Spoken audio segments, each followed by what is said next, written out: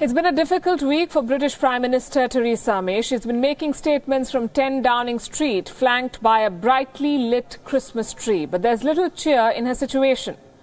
Now her own party is playing Grinch. They want her fired. At least some of them do. So bang in the middle of the Brexit chaos, Theresa May is bracing for another battle, one that she must fight with her own team.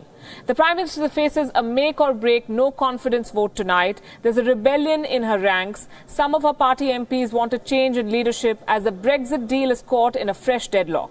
For those who do not follow the British political system, here is how it works. The Conservatives are the ruling party of Britain right now. Theresa May is the leader of the Conservative Party. She's also, of course, the Prime Minister of Britain.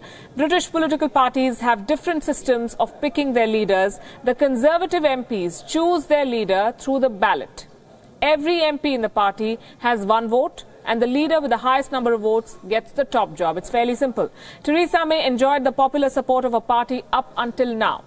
But things have changed. 48 Conservative MPs have now raised the demand for a confidence vote or a no-confidence vote. According to party rules, a no-confidence vote is triggered if 15% of their MPs ask for it. The Conservatives have 315 MPs in the British Parliament. 48 MPs can then call for a no-confidence vote, which is what is happening. For that, they must write letters to the party's 1922 committee that is made up of those Conservative lawmakers that hold no government jobs. Theresa May has vowed to fight this. I will contest that vote with everything I've got. I have been a member of the Conservative Party for over 40 years. I've served it as an activist, councillor, MP, Shadow Minister, Home Secretary, and now as Prime Minister. I stood to be leader because I believe in the Conservative vision for a better future, a thriving economy with nowhere and nobody left behind, a stronger society where everyone can make the most of their talents, always serving the national interest. So what happens next? Later today, Conservative MPs will cast their votes through a secret ballot. Theresa May needs to win the majority to stay on as party leader and as Prime Minister. If she wins, she cannot be challenged by her party for at least 1 year. If she loses, she must step down, give up the Conservative leadership and the Prime Ministership. Her party will then have to pick a new Prime Minister. Theresa May will continue as caretaker Prime Minister until the next leader takes charge. Joining us is WION's correspondent from London, Catherine Drew. Catherine, how are the odds stacked against Theresa May? Do you believe she'll survive it? Well, we've been hearing throughout the day the number of MPs that have come out publicly supporting Theresa May, and that number has been growing steadily. The estimates now that 164, around about 164 MPs have come out to say that they will vote for Theresa May. They will endorse her leadership this evening. Bear in mind that is about 10 or so more than she needs. But let's remember, of course, what MPs say publicly and what they say privately can often be different. We'll really have to wait until 9 o'clock local time to see how that vote pans out. Although Downing Street feeling sort of increasingly confident. Interestingly, a development in the last hour or so is that 10 Downing Street is briefing journalists that the vote this evening is about the immediate needs of the party and the leadership of the party, and that they're not talking about Theresa May going into the next general election, leading the party into the next general election, which I think is a ploy to sway some MPs, knowing that Theresa May will see through the Brexit, the departure from the European Union, but does not expect to serve much sooner. And that, of course, may sway some MPs to back her. So this is the political scenario. What about the people of Britain? Does she enjoy any sympathy among the voters, among the people? After all, she's been fighting this for months with both her hands tied.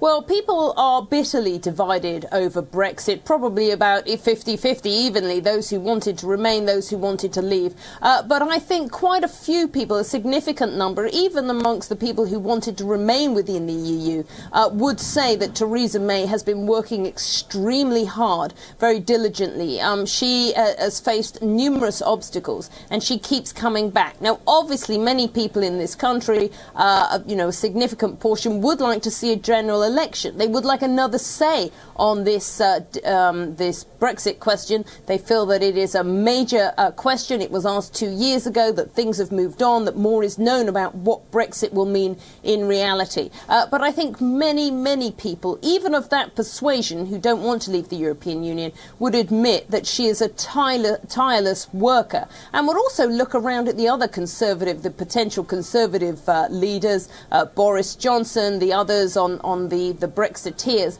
and might say, actually, we don't fancy that either. So she does have sort of a grudging admiration, I would say. And indeed, of course, she does have her fans. Many in the Conservative Party say she's a stickler, she's been sticking it out, let's support her. Even if Theresa May stays, the likelihood of Brexit happening as per the deadline in March is very slim. If she exits tonight, if she loses the vote, is it fair to say that Brexit is not happening in March 2019?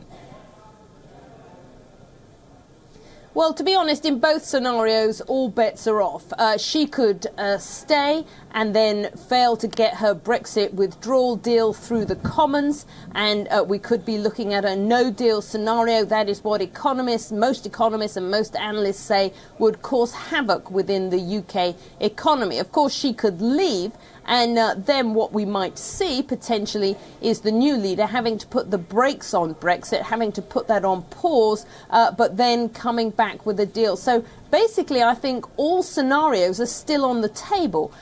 We could crash out, as people say, revert to World Trade Organization rules, or there could be a pause, there could be a second referendum. So I really think it's too soon to say, and it's not clear either if it depends on her maintaining the job of Prime Minister or not. Catherine Drew, thanks very much for bringing us this perspective and the picture of British political developments right now. It's going to be a long day for parliamentarians, especially for Prime Minister Theresa May. The last 2 years, in fact, in British politics have been full of chaos. The country voted to leave the European Union. There was a leadership contest that Theresa May won. After initial negotiations on Brexit, she called for snap polls. She was hoping for a big win. She was handed a fractured mandate. As Britain inched closer to Brexit, a number of ministers from May's cabinet resigned. It was Brexit that gave Theresa May the prime ministership, but now it seems she may lose Britain's top job because of what many are calling her Brexit blunder. We will continue to work with our friends and allies. I think the country requires fresh leadership to take it. Brexit means Brexit, and not proceed to divide the House at this time. When David Cameron called for a referendum on Brexit, very few had thought that the result will go down to the wire. 51.9% of votes were cast in favour of Brexit. The dawn is breaking of independent United Kingdom. That was just enough to put an end to David Cameron's innings at 10 Downing Street. The British people have made a very clear decision to take a different path. And as such, I think the country requires fresh leadership to take it in this direction. I will do everything I can as Prime Minister to steady the ship over the coming weeks and months. But I do not think it would be right for me to try to be the captain that steers our country to its next destination. Cameron's resignation sparked a leadership contest in his party, that is the Conservatives. There were many who wanted to become Prime Minister, but in the end, it was Theresa May who came out on top. But before she took office, Theresa May sent a clear message on Brexit. Brexit means Brexit, and we're going to make a success of it. Second, we need to unite our party and our country. And third, we need a bold, new, positive vision for the future of our country. A vision of a country that works not for the privileged few, but for every one of us.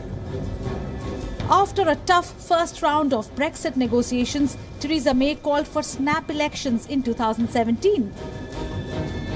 This bold political move was an attempt to strengthen the hand of the Conservatives in Parliament. But it backfired.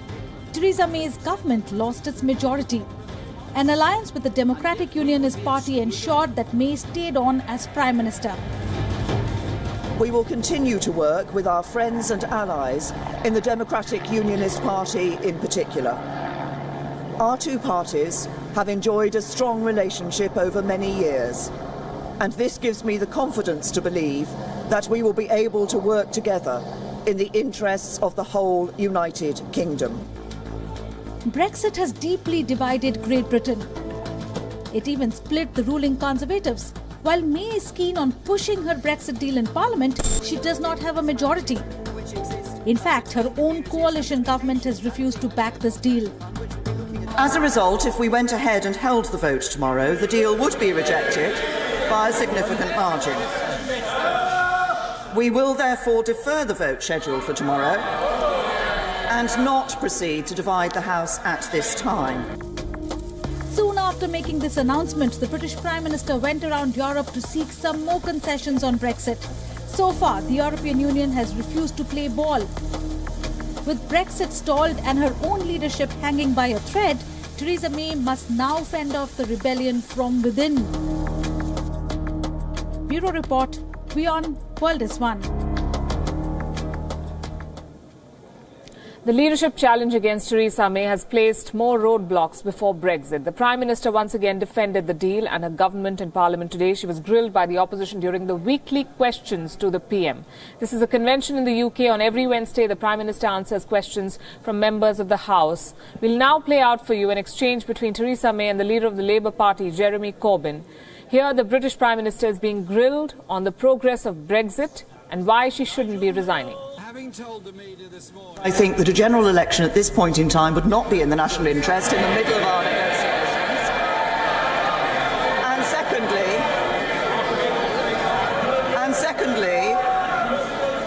And secondly, as you will have heard me say before in this House, I think we should respect the result of the referendum that took place in 2016. Nigel Mills. Having told the media this morning that she's made progress, can she now update the House on what changes she has secured to her deal? As to the right honourable gentleman, I did travel to Europe yesterday and meet a number of heads of government in the Commission and the European Union Council. That's precisely because I had listened to concerns that were raised in this House and have taken those concerns to Europe. And no one that I met yesterday is in any doubt about the strength of concern there is in this House on the issue of the duration of the backstop.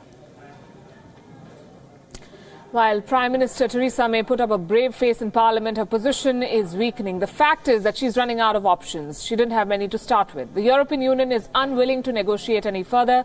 They've said that this is the best and only deal in so many words. It's going to be a difficult exit, and this video that we are playing out for you right now was a cruel metaphor on Theresa May's situation. The British Prime Minister got stuck in her car after she arrived to meet German Chancellor Angela Merkel. Her door jammed. That happens. Her staff was eventually able to open it, but Theresa May has been unable to unlock more concessions on the Brexit deal. Listen into what Angela Merkel said to European lawmakers today. Die Absicht, das Austrittsabkommen wieder zu verändern. Das ist die allgemeine Position der 27 Mitgliedstaaten. Und insoweit ist jetzt nicht zu erwarten, dass wir hier mit irgendwelchen Veränderungen aus den Debatten hervorgehen. As the uncertainty around Brexit continues, the anti-Brexit campaign is gathering steam. Today, young campaigners gathered outside the British Parliament to demand what they're calling a people's vote. This protest wants a second referendum on Brexit. Now, the People's Vote is a campaign group that has been pushing for a referendum on the final Brexit deal, but this is a contentious option. It is not clear if a second referendum on Brexit will get the support of lawmakers. It certainly doesn't have the support of the Prime Minister. She's ruled it out as an option for now.